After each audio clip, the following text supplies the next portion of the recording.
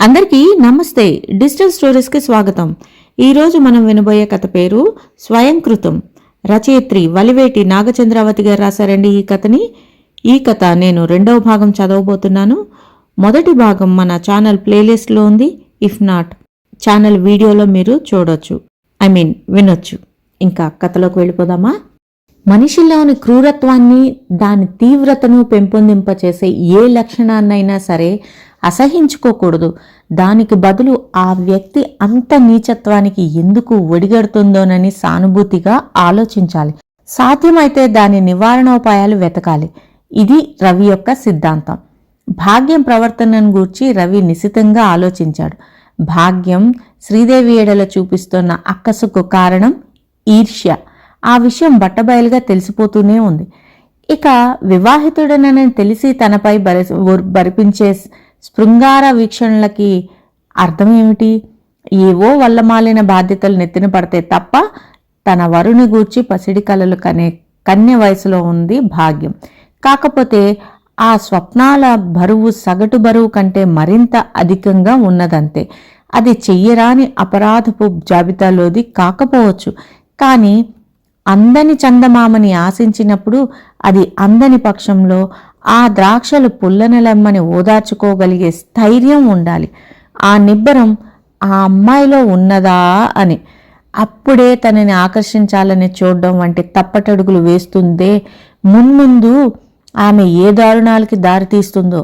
ఈ గోల నాకేలా అని వేరే ఇల్లు చూసుకోవడమా, లేదు భాగ్యం కలలు తీరడంలో సాయం చేసి ఆమె అలా చెడు మార్గాన్ని మరల్చి ఒక మంచి పని చేయటంలో గల నిండైన అనుభూతిని అందుకోవడమా? రవి తర్జన భర్జన పడ్డాడు. మొదటిది సులభమే అయినా వెంకట్రామయ్య గారితో సాన్నిహిత్యం పెరిగే కొద్దీ ఆయన మంచితనాన్ని, కుటుంబపు చికాకుల్లో ఆయన పడే అవస్థ అర్థమై రెండవ దానికే ప్రయత్నించి చూడాలని నిశ్చయించుకున్నాడు రవి. అలా చేయడం వల్ల భాగ్యం ఏదో ఒకనాడు గతంలో తనెంత ఆకతాయితనంగా ప్రవర్తించేదో తలుచుకొని తప్పకుండా పశ్చాత్తాపడుతుందని అభిప్రాయపడ్డాడు అతను. చంద్రశేఖరం రవి ఆప్తమిత్రుల్లో ఒకడు. ఇద్దరూ ఒకేసారి డిగ్రీలు తీసుకున్నా కాలం మాత్రం అతన్ని మధ్యనే కటాక్షించింది. బొంబాయిలో ఓ కంపెనీలో ఉన్నతోద్యోగి అయినాడిప్పుడు. పొంగల్కి ఇంటికి వెళ్తూ దారిలో మజిలీగా మీ ఇంట్లో మకం వేస్తానని ఉత్తరం రాశాడు అతను. స్నేహితుని ఆగమనా వార్త రవికి ఉత్సాహాన్ని, సంతోషాన్ని కలిగించింది. అతని మనసులో మరో ఆలోచన కూడా సరికొత్త నక్షత్రంలా తళుకుమన్నదప్పుడే. శేఖరానికి ఇంకా వివాహం కాలేదు. చదువుకునే రోజుల్లో ఆదర్శాలు గట్రా అంటూ చర్చలు జరిపే సందర్భాల్లో తనలాగే వరకట్నాల మీద తీవ్ర నిరసన వెలుబుచ్చేవాడు శేఖరం. తాము చేపట్టే కన్య అందచందాలకి, చదువు సందెలకి ప్రాముఖ్యం ఇవ్వాలని నిర్ణయించుకున్నారు అప్పట్లో ఇద్దరును. ఆ ఆశయాలు ఇంకా అతనిలో సడలిపోకుండా ఉన్నట్లయితే భాగ్యాన్ని చూసుకోమని సలహా ఇవ్వాలనుకున్నాడు రవి. శేఖరం మంచి అందగాడు, భాగ్యానికి తప్పక నచ్చుతాడనడంలో సందేహం లేదు. ఆస్తిపాస్తులు కూడా ఏమాత్రమో ఉన్నట్లే జ్ఞాపకం. ఆస్తి మాటలా ఉన్న శేఖరం చేస్తున్న ఉద్యోగం ఘనమైంది. జీపు, నౌకరు, బంగళా వంటి క్వార్టరు, ఇన్ని హంగులు, హోదా గల ఆఫీసర్ అతను. శేఖరం ఒప్పుకుంటే భాగ్యం జీవితం సుఖమయమవుతుంది. భాగ్యాన్ని చూసి శేఖరం ఇష్టపడాలే కానీ కట్న కానుకల ప్రసక్తి లేకుండా తను అతన్ని ఒప్పించి అనిపించగలడు. తనకు ఆ ధీమా ఉన్నది. తనలో మిగిలిన ఈ ఉద్దేశాలను కార్యరూపం ధరిస్తే తప్ప ఎవరి దగ్గర బహిర్గతం చెయ్యదలుచుకోలేదు రవి. ముందస్తుగా తొందరపడి వెంకట్రామయ్య గారికి తెలియపరిస్తే పెళ్లి చూపులని అదని ఇదని ఆర్భాటం చెయ్యక మానడు. ఆ తతంగానికి బోలెడు ఖర్చు, ప్రయాస అవుతాయి. తీరా చేసి శేఖరం కంటికి భాగ్యం ఆనకపోతే అనవసరంగా వారికి ఆశలు రేపి అంతలోనే తుంచిన వాడవుతాను. అంచేత వెంకట్రామయ్య గారికి తెలియనివ్వలేదు. అసలే భాగ్యం అంటే నిప్పు మీద ఉప్పులే చిటపటలాడుతున్న శ్రీదేవి దగ్గర ఈ విషయం ఎత్తడం మరీ ప్రమాదం. తన ఆలోచనలకు అడ్డుపుల్లలు వేయడమే కాక ఆ అమ్మాయి వివాహ విషయంలో తనకింత శ్రద్ధ, ఆసక్తి ఏమిటని తన మీద అనుమానం మరికాస్త బలపడే అవకాశం కూడా ఉన్నది. శేఖరం రావాలి. అతడు పెండ్లికి సుముఖంగా, కట్నానికి విముఖంగా ఉండాలి. పరోక్షంగా భాగ్యాన్ని అతనికి చూపించి అతని అంగీకారం పొందాలి. అప్పటిదాకా బయట పెట్టకపోవడమే ఉత్తమం అనుకున్నాడు రవి. అందువలన ఆ ఊహల్ని కేవలం తనతోనే గుప్తంగా ఉంచుకున్నాడు రవి. శేఖరం వచ్చేనాడు రవి ఆఫీస్కి సెలవు పెట్టాడు. భార్యాభర్తలు ఇరువురు స్టేషన్కి వెళ్లి శేఖరాన్ని వెంట పెట్టుకుని వచ్చారు. ఇంటి ముందు టాక్సీ ఆగిన శబ్దం వినగానే అలవాటు ప్రకారం కిటికీ దగ్గర చేరిపోయారు భాగ్యం, రత్నమోను. టాక్సీ దిగి రుమాల్తో మొహం అద్దుకుంటూ పరిసరాలను పరిశీలిస్తున్న శేఖరం వారిద్దరూ తననే గుచ్చిగుచ్చి చూస్తూ ఉండటం గమనించి మొహమాటంగా తల తిప్పుకున్నాడు. స్నానాలు, భోజనాలు వగైరాలు పూర్తి చేసుకుని విశ్రమించాడు శేఖరం. సాయంత్రం 8 వడ్డీకి షికారుకి వెళ్లారు మిత్రులిద్దరూ. వర్షాకాలంలో కొన్ని రోజులు మినహాయించి ఆ ఏటిలో ఎప్పుడూ నీళ్లుండవు. కానీ అరగజం లోతుగా ఇసుక తవ్వితే మండు వేసంగిలో కూడా తీయటి తేట నీళ్లు ఊరుతాయి. అది ఆ ఏరు యొక్క విశేషం. ఏటికి మధ్యగా తెల్లని మెత్తని బంగారు రజను వంటి ఇసుక మేటలు వేసింది. అక్కడిదాకా వెళ్లి రుమాలు పరిచి చతికిలు పడ్డారిద్దరు. పిల్లగాలులు పసివాడి మృదుహస్త స్పర్శల శరీరానికి హాయి గొలుపుతున్నాయి. ఒడ్డుని ఆనుకుని ఉన్న కొబ్బరి, జామ తోటల్లోంచి పలు రకాల పక్షుల కిలకిలా రావాలు వివిధ వాయిద్య నాద్య సమ్మేళనంలా వినబడుతున్నాయి. కాసేపు తమ ఉద్యోగపు గొడవలు, దేశ రాజకీయాలు పిచ్చాపాటిగా ముచ్చటించుకున్నాక తాను తలపెట్టిన కార్యానికి నాందీ ప్రస్తావనగా రవి శేఖరాన్ని కదలేశాడు. నిరుద్యోగి అవతారం చాలించావు కదా, మరి బ్రహ్మచర్యానికి గుడ్ బై ఎప్పుడు చెప్తావు అంటూ శేఖరం అందంగా నవ్వాడు.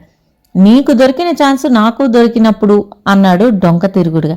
అంటే సగం అర్థమయ్యి నిర్ధారణకు అడిగాడు రవి. మా శ్రీదేవి చెల్లాయిలా చదువు చక్కదనము ఒకే చోట కూడుకున్న అమ్మాయి దొరికేదాకా గుప్పెట్లో ఇసుక పారబోస్తూ అన్నాడు శేఖరం. దారిలోనే ఉన్నాడు కుర్రాడు అని అనుకున్నాడు రవి. రూపవతులకు విద్యావతులకు కొరతేం లేదు, ఎటొచ్చి పిల్లతో పాటు ముల్లె కూడా కావాలనుకోపోతేనే సుమి అన్నాడు రవి వాలుగా శేఖరం ముఖ కవళికలని కనిపెడుతూ. ఒక చేతిలోని ఇసుకని మరో చేతిలో పోసుకుంటూ ఆటలాడుతున్న శేఖరం చటుక్కున ఆగి చురుక్కున రవి వైపు చూశాడు. అంతలోనే ఏదో పసిగట్టిన వాళ్ళ చిలిపిగా నవ్వేశాడు. ఏమిట్రా పరీక్ష చేస్తున్నట్టు నీ మాటలు చూపులును, నీకు చెల్లెళ్ళున్నట్టు నాకు గుర్తులేదే, ఎవరికోసం ఈ డొంక తిరుగుడు వ్యవహారం? కొంచెంగా కళ్ళెకరేశాడు శేఖరం. ఇక సూటిగా రంగంలోకి దిగాడు రవి. నాకు చెల్లెలే ఉంటే నా యావదాస్తి నీకు రాసిచ్చైనా నిన్ను నా బావగా చేసుకునేవాణ్ణి గాని ముందు నాకు సరిగ్గా జవాబు చెప్పబోయి. లోగడ వరకట్నాల మీద నీకున్న అభిప్రాయాలు ఎంతవరకు నిలిచి ఉన్నాయి? నిలేసినట్లే అడిగాడు రవి. త్యాగధనుడివి నువ్వే అనుకొని పొంగిపోకు మరీ. కొన్నాళ్లు వేచి ఉంటే మాటలతో కాక చేతలే చూద్దుగాని నవ్వుతూనే చిరుకలంటించాడు శేఖరం. అవేమీ పట్టించుకోలేదు రవి. లైన్ క్లియర్ అయింది. ఇక భాగ్యం సంగతి చెప్పాలి. ఎలా మొదలు పెట్టడమా అన్న ఆలోచనలో ఉన్నాడు అతను. రవి తటపటాయింపు చూసి శేఖరమే మళ్ళీ అన్నాడు నింపాదిగా. నీకు చెప్పకపోవడమేం? ఇప్పుడు పండగ నెపంతో మా ఇంటికి వెళ్లేది అమ్మాయిల వేట కోసమే. ఇప్పటికే ముదిరిపోయానని మా అమ్మ అభియోగం. ఒరే రవి, నీ దృష్టిలో ఎవరైనా ఉంటే నిస్సంకోచంగా చెప్పరా. బాయ్, కన్య మీద తప్ప కాసు మీద లేసమైన ఆశ లేదు నాకు, సరేనా? హామీ ఇచ్చాడు శేఖరం. సగం బరువు తీరింది రవికి. తేలిగ్గా నిట్టూర్చి, మరి చెప్పమేం? మా ఇంటి పక్కన ఇంట్లో వెంకట్రామయ్య గారని సబ్ కలెక్టర్ ఆఫీస్లో యూడీసీ. వాళ్ళ అమ్మాయి ఉంది, చక్కగానే ఉంటుంది, ఇంటర్ చదువుతుంది, పిల్లలు గలవాడు ఆయన, పైసా ఇచ్చుకోలేడు. నీలాంటి ఔదార్యవంతుల కోసమే చూస్తున్నాడు. నాకు ఆయన మీద సానుభూతి, గౌరవం ఉంది. ఆయనకు సాయం చేయాలన్న తపన ఉంది. అలాగని నిన్ను బలవంతం పెట్టను. రేపు నీకు ఆ అమ్మాయిని పరోక్షంగానే అనుకో, చూపిస్తాను. నీకు నచ్చితే అది వాళ్ళ అదృష్టం అనుకుంటాను. ఒకవేళ నీకు నచ్చకపోయినా ఇబ్బంది లేదు. వాళ్ళకి నేను ప్రత్యక్షంగా ఆశలేమీ కల్పించలేదు కాబట్టి నాకంత బాధ కలగదు. ఇదిరా సంగతి. ఏమంటావు? సవిస్తరంగా విప్పి చెప్పి అతని సమాధానం కోసం ఎదురుచూశాడు రవి. శేఖరం అలాగే లెమ్మని సంతృప్తిపరిచాడు అతన్ని. ఆ తర్వాత వారి సంభాషణ మరోవైపుకి మరలిపోయింది. మర్నాడు క్రమం తప్పకుండా పువ్వులు కోసుకొని పోవడానికి వచ్చిన భాగ్యాన్ని, శ్రీదేవిని ఏమార్చి శేఖరానికి చూపించాడు రవి. సహజంగానే ఫ్యాషన్ అంటే మోజుపడే శేఖరాన్ని సీతాకోక చిలుక మోస్తరు ఫుల్ మేకప్లో ఉన్న భాగ్యం సులభంగానే ఆకర్షించింది. ప్రసన్నంగా ఉన్న శేఖరం మొహంలో అతని పూర్ణాంగీకారాన్ని చదువుకున్న రవికి ఆరాటం తగ్గి ఆనందం కలిగింది. పైకి వెల్లడించకపోయినా అతనికి మరో డిగ్రీ సంపాదించినంత సంబరంగా, అనుకోకుండా ప్రమోషన్ వచ్చినంత అపూర్వంగా ఉంది. ఇక వెంకట్రామయ్య గారికి తెలియపరచడం, ఆయన కృతజ్ఞాభినందనలు అందుకోవడమే తరువాయి.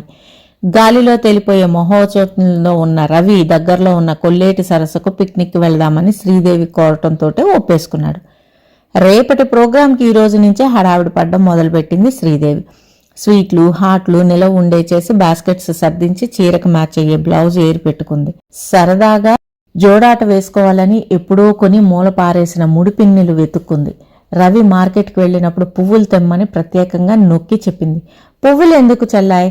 రేపు బోలెడు పువ్వులు మన వాకిట్లోనే పూస్తాయిగా.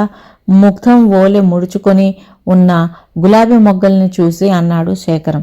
తక్షణం శ్రీదేవికి భాగ్యం జ్ఞాపకం వచ్చింది. మొహం మొటమొటలు ఆడేస్తూ ఇవి మావి అంటున్నట్టు నిల్చున్నట్టు అనిపించింది. భాగ్యాన్ని గురించి పౌరుషంగా ఏదో అనబోయింది కానీ అంతలోనే సభ్యత కాదనిపించి తమ్మాయించుకున్నది. బ్రతికిపోయాం అనుకుని తేలిగ్గా ఊపిరి వదిలాడు రవి. ఆ రోజు సాయంత్రం వరాలమ్మ బిందుతో నీళ్ళందిస్తుంటే భాగ్యం మొక్కలకి పోస్తుంది. డ్యూటీ పూర్తి చేసుకుని మరలిపోతున్న సూర్యభగవాను చూస్తూ వరండాలో జడ అల్లుకుంటుంది శ్రీదేవి. లోపల శేఖరము, రవి 3 ముక్కలాటలో మునిగి ఉన్నారు. మనసు మహా బలహీనమైనది. ఎన్ని ఎదురు దెబ్బలు తగిలినా ప్రలోభానికి అది లొంగిపోతూనే ఉంటుంది. కళ్ళ ముందు ఎరుపు సొమ్ము లాంటి పూదోట ఊరిస్తుంది. గుబురుగా కొమ్మలతో నిండుగా మొగ్గలతో గుమ్మటంగా సీమంతపు పడతలా ఉన్న గులాబీ మొక్కను చూసేసరికి మరోసారి రెపరెపలాడింది శ్రీదేవి హృదయం. జంకుతూనే వరాలమ్మను అర్థిస్తూ అడిగింది. పిన్నిగారు, రేపు మేము పిక్నిక్ వెళ్తున్నాము. రేపు ఒక్కరోజు నాకు గులాబీ పువ్వులు ఇవ్వరు అని దేవుడి దర్శనం ఇప్పించమని పూజారిని వేడుకునే భక్తురాలి మొరలాగా ఉంది ఆమె స్వరం. వరాలమ్మ ఏమనేదో గాని ఆవిడికి అవకాశం ఇవ్వనేలేదు భాగ్యం. వెంటనే అందుకుంది. అయ్యో, మీకు రేపే కావాలా? మా మేడం గారికి రేపు తెచ్చిస్తానని ప్రామిస్ చేశానే, ఎలాగూ అన్నది గొప్ప సంకటంలో పడ్డట్టు మొహం పెట్టి. శ్రీదేవికి ఇంకా ఆశ చావనే లేదు. 2 అంటే 2 చాలండి, సిగ మీదకి సరిపోతాయి అన్నది బ్రతిమలాడుతూ. అబ్బే వీల్లేదండి, ఈసారి నిర్మోహమాటంగా చెప్పేసింది భాగ్యం. ముందు ఊహించింది అయినా శ్రీదేవి మనసు మళ్లీ గాయపడింది. పెళ్ళుసు దురుసుగా తప్ప ఒక్కసారి తనతో సౌమ్యంగా మాట్లాడదాం ఈ అమ్మాయి. మధ్యాహ్నానికి శ్రీదేవి తెచ్చి ఇచ్చిన గులాబ్ జామ్, మోహన్ బాగ్ లాంటి రుచి ఇంకా మరుపుకు రాలేదో ఏమో గాని వరాలమ్మ కనికరించింది. ఎక్కడికో వెళ్తామంటుందిగా, పోనీ ఒక్కటి ఇవ్వవే అమ్మాయి అని కూతురికి సిఫారసు చేసి ఇస్తుందిలేమ్మా అని స్థిరపరిచేసింది. మూతి ముడుచుకొని అయిష్టంగానే ఊకొట్టింది భాగ్యం. తరించాననుకుంది శ్రీదేవి. మరోజు కంగారంతా రవిది. త్వరగా తెమిల్చుకొని సిద్ధమవమని శ్రీదేవిని పదే పదే హెచ్చరిస్తున్నాడు. శ్రీదేవి తొక్కిసలాడుతుంది. సమయం చూసి పని మనిషి ఎగ్గొట్టింది. పంపు దగ్గర భాగ్యమా బాత్రూంలో రత్నము బైఠాయించి ఒక్క పని కానివ్వడం లేదు. తనకి ఎంత తొందరపడి ప్రయోజనం ఏమిటి? అప్పటికీ నోరు తెరిచి మేం బస్సు అందుకోవాలి, పని మనిషి రాలేదు, 4 బిందెలు పట్టుకొనిస్తే చాలు, ఎలాగో సర్దేసుకుంటాము అని అడిగింది కూడాను. భాగ్యం ససేమేరి ఒసగందే. నేను ప్రైవేట్ క్లాస్కు వెళ్ళాలి, నేను నీళ్లు పట్టకుండా పోతే ఆనకు అమ్మకు ఇబ్బంది అన్నది మూతి బిడాయించి. శ్రీదేవికి కోపం ముంచుకొస్తుంది. మరొకప్పుడు అయితే భర్త ఉపదేశానుసారం సహనం చూపెట్టేదేమో కానీ సమయం అలాంటిది కాదయ్యే. వేళ మించిపోతున్నదే అన్న ఆదుర్ద ఓ పక్క, ఏమీ చెయ్యలేని నిస్సహాయత్వం మరొక పక్క పెనవేసుకుని శ్రీదేవికి కంపరం ఎత్తువిచ్చాయి. మింగేసేటట్లు భాగ్యాన్ని ఓసారి చూసి చెరచెరా ఇంట్లోకి నడిచింది శ్రీదేవి. ఓపెన్ వరండాలో పేపర్ చూడ్డానికని వచ్చిన వెంకటరామయ్య గారితో మీకో శుభవర్తమానం అందచేయాలి, రేపు తప్పకుండా వస్తారు కదూ అంటున్నాడు రవి మందహాసం చిందే మొహంతో ఉత్సాహంగా.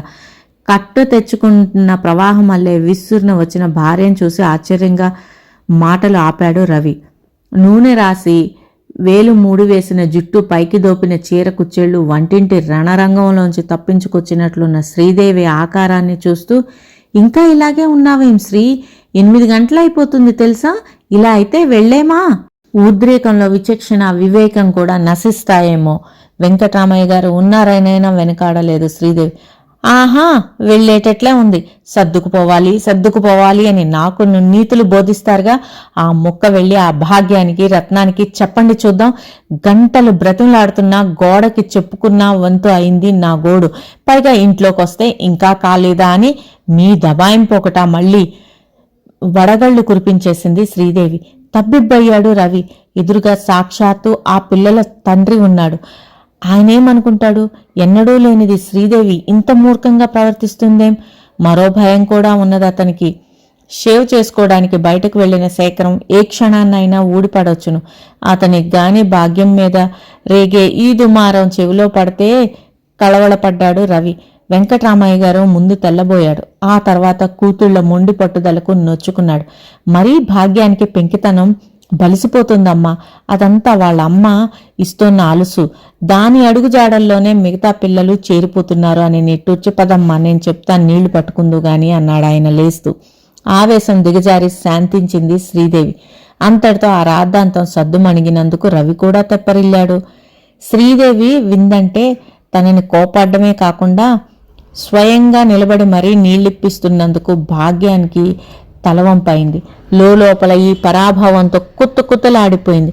ఆ వేడిలో పూల సజ్జ పట్టుకొని భూమి అదిరేలా ధణ అడుగులు వేస్తూ వెళ్తున్న భాగ్యాన్ని చూసి నిన్న అన్ని ఆక్షేపణలు అధిగమించి ఇస్తాను అనిపించుకోగలిగిన ఆ ఒక్క గులాబీ పువ్వుకి ఈవేళ తిలోదకాలు వదులుకోవాల్సిందే అనుకుని నిట్టూర్చింది శ్రీదేవి.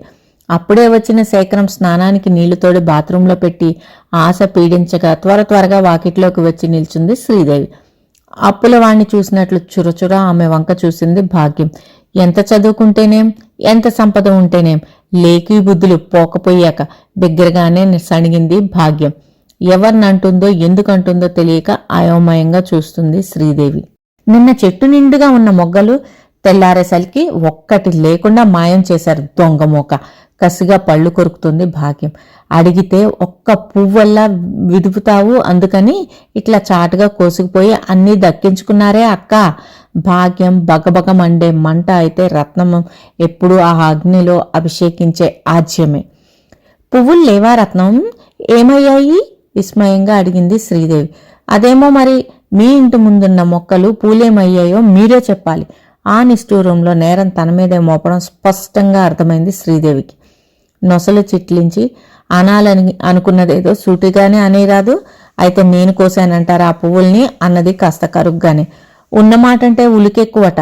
రాత్రిళ్ళు గేటుకు తాళం వేస్తాం. పరాయి వాళ్ళెవ్వరూ ఎటూ పెరట్లోకి అడుగు పెట్టే ఆస్కారం లేదు. మా పూలు మేము చాటుగా కోసుకోవాల్సిన అగత్యం లేదు కదా. మరి ఎవరా కక్కుర్తి పనిచేశారో మీరే చెప్పండి. కల్లో కూడా భావించని ఒక నీచప్పని శ్రీదేవికి అంటగట్టి ఆమెలో కల్లోలం లేవదీసిన భాగ్యం చెల్లెలతో సహా నిష్క్రమించింది. నిశ్చేష్టురాలై నిలబడిపోయింది శ్రీదేవి. విషపు కాటు తిన్న మోస్తరు అణువణువున ఆమె శరీరం వేదనకు లోనైంది. ఆ బాధలో ఆమె సహజ శాంత స్వభావం మరుగున పడిపోయింది. చర్రున వెనక్కి తిరిగి భర్త దగ్గరికి వచ్చింది. రవి ఈ గడిబిడంతా మొదటి నుంచి వింటూనే ఉన్నాడు. పాపం అతని స్థితి ఆ డకత్తెరలో నలిగే పోకచెక్కలా ఉంది. సముద్రంలో వాయుగుండాల్లా ఒకటి తర్వాత ఒకటి పుట్టుకొస్తున్న ఈ తగాదాలు చూస్తుంటే మతి పోతుంది అతనికి. వాకిట్లో జరిగే జగడం మీద చెవుల్ని, బాత్రూంలో స్నానం చేస్తున్న శేఖరం మీద కళ్ళని లగ్నం చేసి ఉన్నాడు అతను. సరిగ్గా శేఖరం బాత్రూంలోంచి ఊడిపడే వేళకు శ్రీదేవి ముక్కుపుటాలు కళ్ళు నింపుకొని చేరుకొని ఆవేశం వంటివి ఆకులా వణికిస్తుంటే కంఠం రుద్ధమైపోగా, ఈ కొంపలో ఒక్క క్షణముండను కాక ఉండను. ఇల్లు మారుస్తారా లేకపోతే మా ఇంటికి పొమ్మంటారా నన్ను అని రవిని నెగ్గదీసి అడుగుతోంది. ఇంతలోనే శేఖరం రావటాన్ని చూసి తాత్కాలికంగా ఉద్రేకం అణుచుకున్నది. ఎంత మూటబారినా, ఎంత రాటుదేరినా ఇంకా అతిథుల ముందు కూడా తన నోటి సత్తువ, భాష, పటిమ ప్రదర్శించుకునేటంత అధమ స్థితికి దిగజారలేదామె.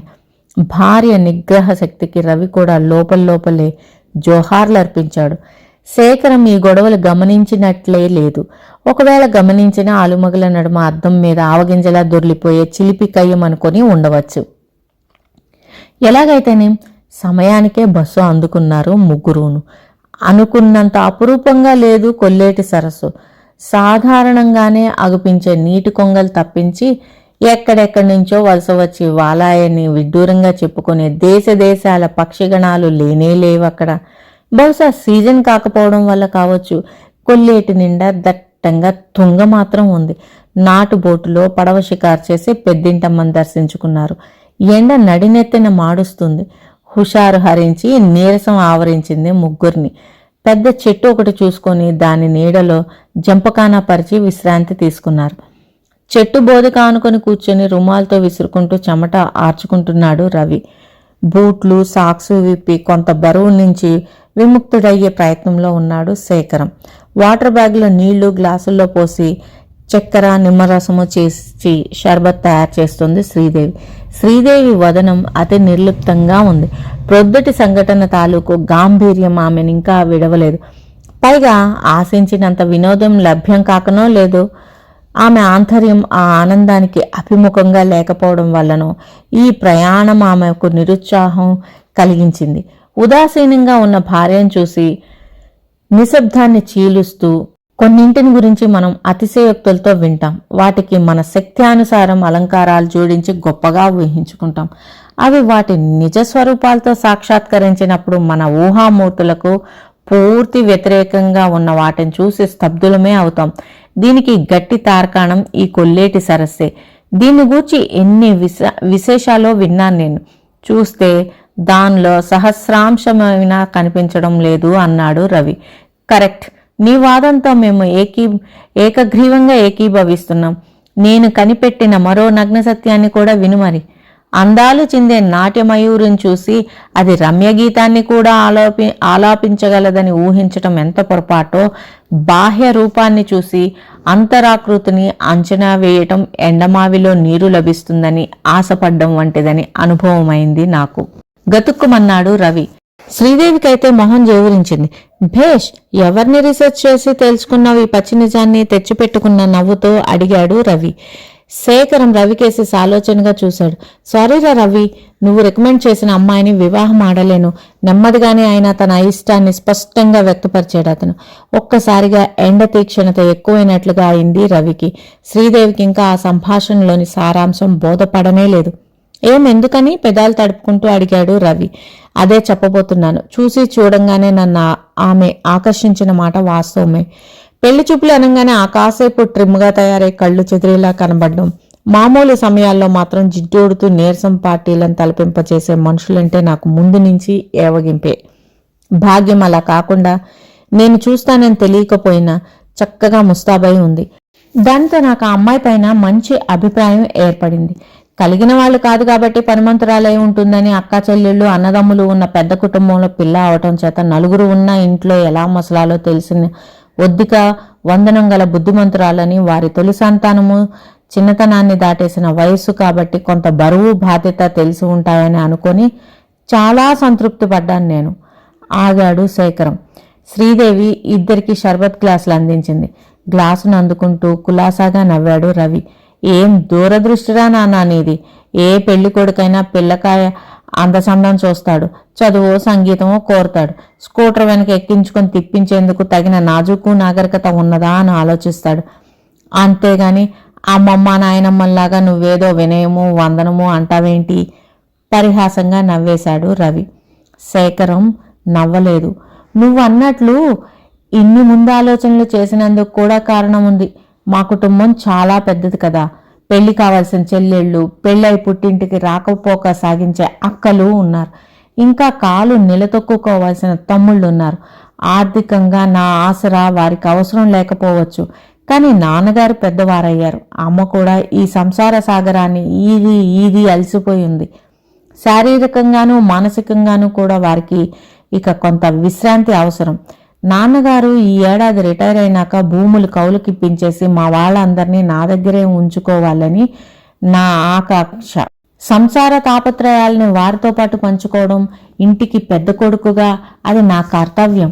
నా ఉద్దేశాలను మన్నించి నా విధి నిర్వహణలో చేదోడు వాదోడయ్యే అసలు సిసలు సహధర్మచారిణి కావాలి నాకు, గంభీరంగా అన్నాడు శేఖరం. ఖాళీ గ్లాసు కింద పెడుతూ, ఇప్పుడు మటుకు ఏమైందని? నువ్వు అనుకున్నట్లు పని పాట తెలిసిన పిల్లనే, మంచి గుణం. బెరుకుగానే సమర్థించబోయి కళ్ళు కొనల నుంచి హేళనగా నవ్వుతున్న శేఖరాన్ని చూసి ఆపేశాడు రవి. 1000 అబద్ధాలాడైనా పెళ్లి చేయమన్న సామెత సార్థకం చేయదలుచుకున్నావా స్వామి? నా మీద నీ ప్రయోగం పనిచేయదు. కళ్ళారా చూసి ఓ నిశ్చయానికి వచ్చిన వాణ్ణి నేను. నా కన్ను కప్పాలని చూడకు. దెబ్బతిన్నట్లు చూశాడు రవి. సగం కథ అర్థమైన శ్రీదేవి భర్త అవస్థకు ఎగతాళిగా నవ్వింది. 2 రోజుల్లో ఏం చూసి కనిపెట్టావో ఆ అమ్మాయి అవగుణాల్ని? పంతానికి పౌరుషంగా అడిగాడు రవి. పంపు దగ్గర కీచులాట గాని, గులాబీ పువ్వుల రాద్ధాంతం గాని శేఖరం విని ఉండడని రవికి రూఢీగా తెలుసు. 2 రోజులు కాదు 2 గంటలు చాలు కొంతమంది బుద్ధుల్ని లెక్కగట్టడానికి సవాల్ చేసినట్లుగా అన్నాడు శేఖరం. నిన్న చీర చిరిగిపోయిందని గగ్గోలు పెట్ట జ్ఞాపకం ఉందా చెల్లాయ్? శ్రీదేవి వంక తిరుగుతూ అన్నాడు. మధ్యలో ఎందుకీ అతకని ప్రసంగం అనుకుంటూనే, మరే సరికొత్త ఫారెన్ నైలెక్స్ చీర మొన్న రాత్రి సెకండ్ షో సినిమాకి వెళ్ళినప్పుడు కట్టుకున్న అది నిన్న చెమట ఆరుతుంది కదా అని డాబా మీద ఆరేశాను. మడత పెట్టేటప్పుడు చూద్దును కదా పెద్ద చిరుగు, ఏ కుర్చీకో పట్టేసి ఉంటుంది. విచారం దోబూచులాడింది శ్రీదేవి మొహం మీద. సావకాశంగా దుప్పటి మీద ఒరుగుతూ, మేకు కాదు సూది కాదు ఆ పని చేసింది భాగ్యం. చావు కబురు చల్లగా అన్నట్టు తాపీగా అన్నాడు శేఖరం. త్రుళ్ళిపడ్డారు రవి శ్రీదేవి. ఎట్లా అన్నారు ఒకేసారి. నిన్న మధ్యాహ్నం నా హోల్డాలు కూడా ఎండలో వేద్దామని డాబా మీదకు వెళ్ళాను. 4 మెట్లు దిగువన ఉండగానే పర్రుమన్న చప్పుడు వినిపించింది. పైకి వెళ్లేసరికి భాగ్యం చేతిలో ఉన్నది చీర. నన్ను చూసి వెలాతెలా పోయి చీర కింద పడేసి సరసరా మెట్లు దిగి వెళ్ళిపోయింది. ఈ బుద్ధి తక్కువ చర్య ఆ అమ్మాయి ఓర్వలేనితనాన్ని నాకు పట్టించింది. నిజమే? నమ్మలేకపోతున్నాడు రవి. పక్కపక్క నవ్వాడు శేఖరం. అప్పుడేమైంది? మిగతాది కూడా విను. ఆ అమ్మాయి సకల దుర్గుణాభిరామ అనటానికి నిదర్శనంగా మరో ఉదాహరణ ఇస్తాను. ఈ ప్రయాణం సందట్లో మునిగి చెల్లాయి పువ్వుల సంగతే మర్చిపోయింది గాని ఇవాళ చెట్టు నిండా పూసాయి గులాబీలు. భాగ్యం చీకటితో వచ్చి దొంగతనంగా అవన్నీ కోసుకుపోయింది తెలుసా? ఆ నోరావలించేసింది శ్రీదేవి. నిర్వాక్కుడయ్యాడు రవి. దొంగతనంగా అని కరాఖండిగా ఎందుకు చెప్తున్నానంటే నాకు తెల్లవారుతుండగానే బెడ్ కాఫీ తాగే అలవాటుంది. ఆ వేళకు మెలకువ వచ్చింది. మీరింకా నిద్రలోనే ఉన్నారు. మిమ్మల్ని లేపడం ఇష్టం లేక సిగరెట్ అన్నా కాల్చుకుందామని వరండాలోకి వచ్చాను. నేను బయటకు రావడం చూసి భాగ్యం పువ్వులు కోస్తున్నదల్లా చటుక్కున మల్లెపొద చాటును నక్కింది. ఆమెను చిక్కున పెట్టడం ఇష్టం లేక నేనే లోపలికి తప్పుకున్నాను. విస్తుపోయి వింటున్నారు ఇద్దరు. తనకు లేదనే అక్కసుతో పరాయి వాళ్ల చీరని చింపిన మనిషి నా అక్క చెల్లెళ్లను తల్లిదండ్రుల్ని ఆదరిస్తుందని ఎలా నమ్మను? పువ్వులు వంటి అతి చిన్న కోరికకు లొంగి దొంగతనం చేయడానికే సాహసించిన అమ్మాయి నా ఇంటికి గౌరవం తెచ్చేలా ప్రవర్తిస్తుందని ఎలా సరిపెట్టుకోను? లాభం లేదురా రవి. తెలిసి గోతిలోకి దిగలేను నిశ్చలంగా స్థిరంగా అన్నాడు శేఖరం. ఆ మొక్కలు వాళ్ళవేనని వాళ్ళ పువ్వులు వాళ్ళు కోసుకున్నారని చెబుదామని పెదాల దాకా వచ్చిన మాటల్ని ఉపసంహరించుకున్నాడు రవి. భాగ్యాన్ని సమర్థించడం కోసం ఉన్న సంగతి చెబితే వాళ్ళ మొక్కలు ఎలా అయ్యాయి? వాళ్ళవే అయితే అంత చాటుమాటుగా కోసుకోవాల్సిన కర్మమేమిటి? ఈ ప్రశ్నలన్నీ వెనవెనకే తలలు ఎత్తుతాయి. వాటిలన్నిటికీ సమాధానాలు చెప్పుకుంటూ పోతే సూది కోసం సోదికి పోతే అన్నట్లు తను దాయాలనుకుంటున్న ఆ పిల్ల గుణాలన్నీ బయటపడనే పడతాయి. రవి మౌనంగా ఉండిపోయాడు. పిడికిలి విప్పినట్లు శేఖరం రహస్యం ఛేదించేసరికి శ్రీదేవికి మబ్బు తెర తొలగినట్లయింది. ఒక్క పువ్వు ఇవ్వాల్సి వస్తుందని భాగ్యం ఎంత కూడని పనికి పూనుకున్నది అని ఆశ్చర్యపోయింది. కోసుకున్నది చాలక ఆ దొంగతనం శ్రీదేవి మీదకి నెట్టిందని తెలిస్తే ఇంకెంత అసహించుకుంటాడో. అసలు ఆ అమ్మాయికున్న వికారాలన్నీ వివరిస్తే ఇక తనని మిత్రద్రోహిగా జమకడతాడు కూడాను. రవి పశ్చాత్తాపడ్డాడు. ఓడిపోయినట్టు మొహం వేలాడేసిన భర్తను చూసి మీకు ఈ శాస్తి జరగాల్సిందే అన్నట్టు మొహం పెట్టింది శ్రీదేవి. ఆ రాత్రి జనతాకే శేఖరం వెళ్ళిపోయాడు.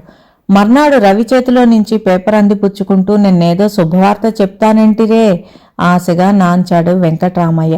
అబ్బే మరేం లేదులేండి, మేము ఇల్లు మార్చేస్తున్నాము, ఆ సంగతి చెబుదామని ఎటో చూస్తూ నెట్టాడు రవి. వాళ్ళు ఇల్లు మారడం తనకెలాగ శుభవార్త అవుతుందో అర్థం కాక బుర్ర తడుముకుంటూ వెళ్ళిపోయాడు పాపం వెంకట్రామయ్య. ఫ్రెండ్స్, ఈ కథలో చాలా ప్రింటింగ్ మిస్టేక్స్ ఉన్నాయండి. అంటే ప్రింట్ చేసినప్పుడు మిస్టేక్స్ అని కూడా కాదు, కొన్ని నాకు అర్థం కావట్లేదు, కొన్ని అసలు ప్రింట్ పోయినాయి అనమాట. ప్రింటింగ్ మిస్టేక్స్ అని కూడా చెప్పలేను. చాలా అంటే ఇది 70s ప్రింట్ అయిన కథ కాబట్టి అసలు చాలా వరకు అది అర్థం కావడం లేదు. ప్రింట్ చెరిగిపోయిందనమాట. దాన్ని డిజిటలైజ్ చేశారు వీళ్ళు. సో నాకు తోచినట్లు నాకు అర్థమైనట్లు చదివాను. కొంచెం పాత భాషకి ఒక వర్డ్ బదులు ఇంకో వర్డ్ ఏమన్నా పడిందేమో చూడండి. ఎందుకంటే చాలా వరకు వాటికి ఆ సందర్భంలో ఏ పదం అయితే ఉపయోగిస్తామో వాడుకలో అలాంటి పదాలు కొన్ని నేను యూజ్ చేశాను నా ఓన్గా. అర్థం చేసుకుంటారని ఆశిస్తూ మరో మంచి కథతో నెక్స్ట్ వీడియోలో కలుద్దాం. Thank you very much for listening.